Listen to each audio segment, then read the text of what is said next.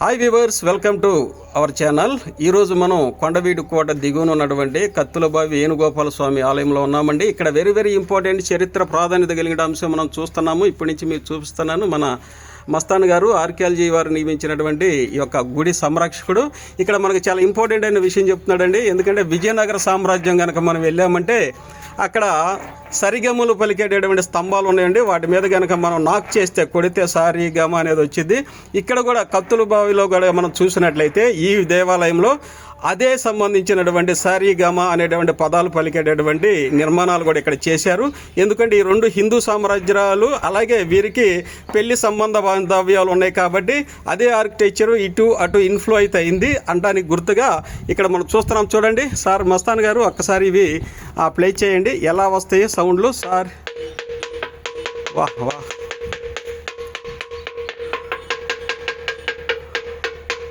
Very good. చూడండి, కణ మోగుతున్నాయి.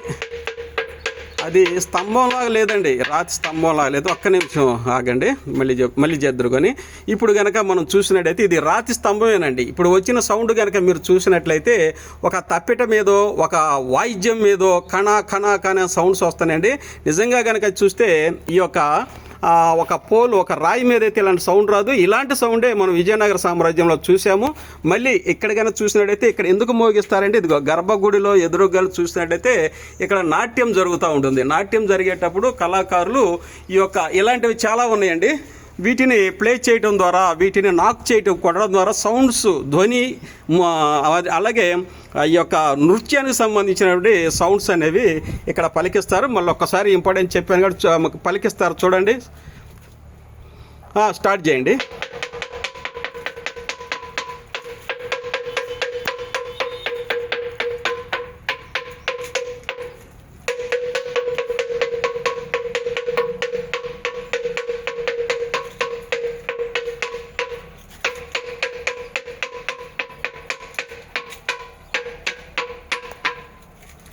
ధ్వని పలికించేటటువంటి స్తంభాలండి. ఇంకా ఆర్కియాలజీ డిపార్ట్మెంట్ వారు వీటిని గమనించలేదు. గమనించినట్లయితే విజయనగర సామ్రాజ్యంలో కూడా వాటికి ఒక కవచాలు, ఒక ఫెన్సింగ్ వేశారు.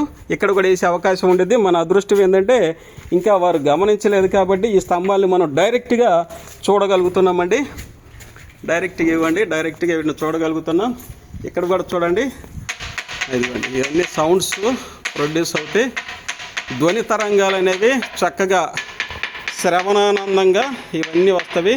నిజంగా ఇంత ఇకోస్టిక్ సౌండ్ని ప్రొడ్యూస్ చేశారు అనేటటువంటి అంశం మనందరికి చాలామందికి తెలియదండి.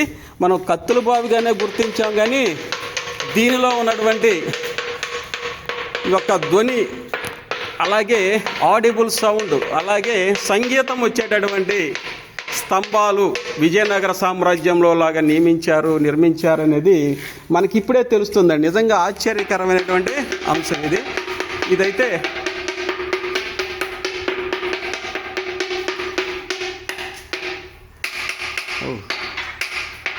ఈ స్తంభం అయితే త్వరలో కనుమరుగవచ్చు. ఎందుకంటే ఇది ఇక రానున్న కాలంలో డ్యామేజ్ అయిపోయింది సందర్శకుల దెబ్బకే. అలాగే ఇక్కడ కూడా చూడండి, ఇవన్నీ ఈ యొక్క మండపంలో సంగీతాన్ని సృష్టించేటటువంటి వాహ్ వాహ్ వాహ్,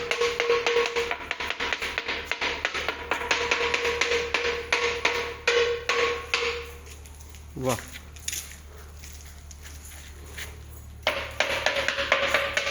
ఇదిగోండి.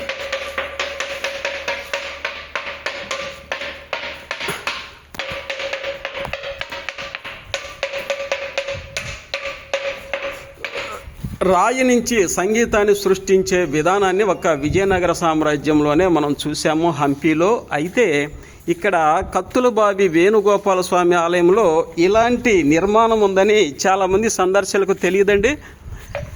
చూడండి, ఇక్కడ కూడా సౌండ్స్ ఎలా వస్తాయి. ఇది చాలా గొప్ప విషయం.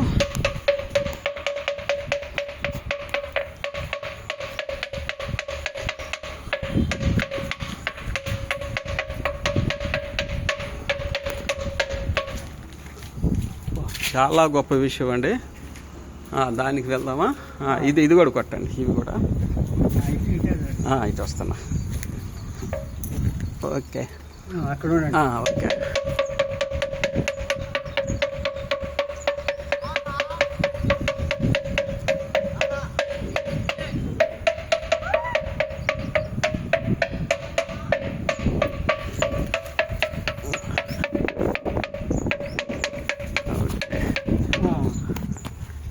ఇది ఇంకా బాగా ఇది వచ్చిద్దా?